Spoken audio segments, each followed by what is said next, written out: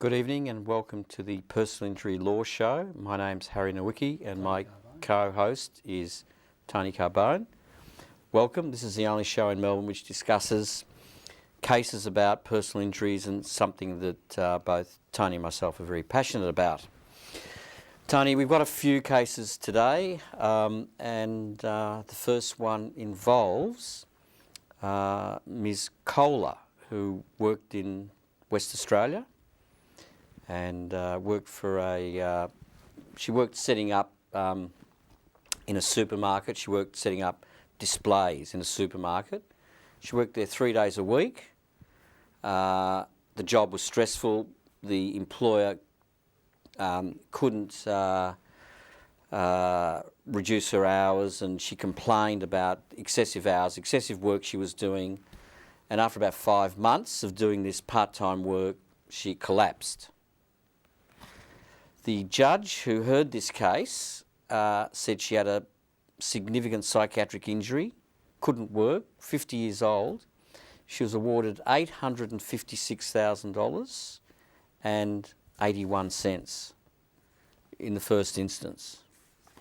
What happened after that?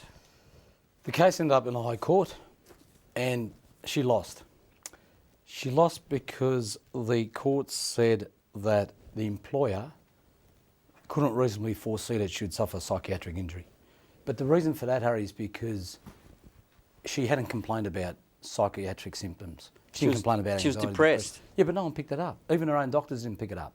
What happened was she went to doctors and they were diagnosing chronic fatigue, fibromyalgia, which is... What's that? It's a condition when they really can't pinpoint anything. They It's chronic pain. Yeah, it's a chronic pain sort of symptom. And, okay, so she complained, and she complained repeatedly to her employer that she couldn't cope with her work. Precisely. She was complaining about not being able to do the work in 3 days. In 3 days. Because what happened was her job was originally 5 days doing what she was doing. She was a sales rep. And then they cut her hours back to 24 hours from 40. And she was working too hard. She was fatigued, like you said, and she collapsed. Well, she did collapse, but one judge said this is worth $856,000, and the High Court said it's worth zero. Well, if there's no complaints, the employer couldn't really do anything to help her situation because, they didn't know she had a problem. Essentially, that's what the court was saying in simple language. Well, but... Or a psychiatric problem, to be precise. She had problems with the employer, but she couldn't...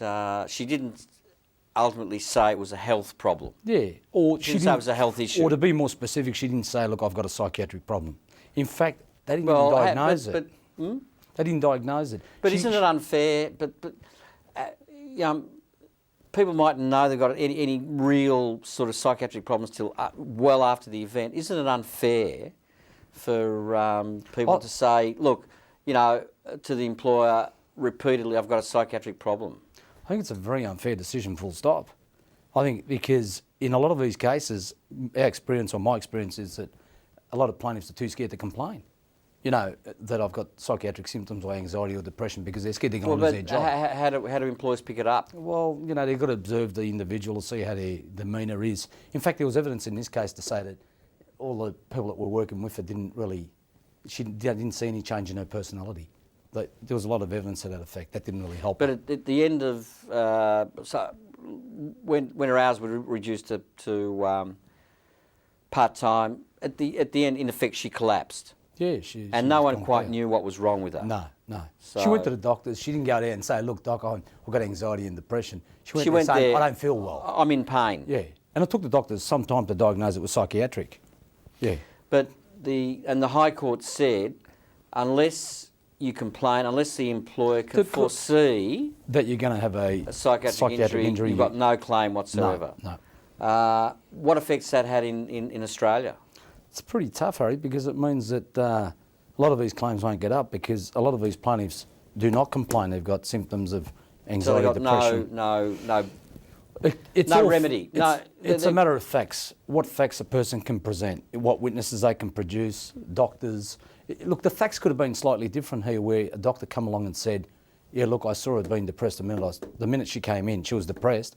that means That wouldn't have got her up. I think it might have, because it wouldn't would have have been got easily, Wouldn't have got her up. you know, the employer could have observed that she wasn't well, and No. The case was doomed from the beginning. Anyway, one I think she was judge, unlucky. well, one judge found in her favour. So the first judge that heard the case did find in favour, but people who suffer sort of psychological, psychiatric injuries at work. There's a case recently in the Victorian Court of Appeal, policewoman she said she was harassed and bullied at work. That's different from stress, would you agree, or is that similar? No, it is different. It is different because bullying is something that you can actually discern, you can see it. You know, if someone's bullying someone, you're actually complaining about their conduct. Yeah. Yeah, no, it's conduct. I mean, calling names, throwing things at someone, picking on them, all sorts of things. Well, the policewoman said she was working in the Victoria Police. She was abused, harassed over a period of time, and she failed. What happened? She failed because the judge didn't accept what she complained about. She produced witnesses, but there was a lot of witnesses in this case. I think there was about 13 for the defendant for the police force, and there was about 5 or 6 for her, and there was competing versions, and in fact the judge just didn't accept what she said. Basically, the judge, it fell over on the facts. But she didn't complain to a doctor either. She had a bit of a history there.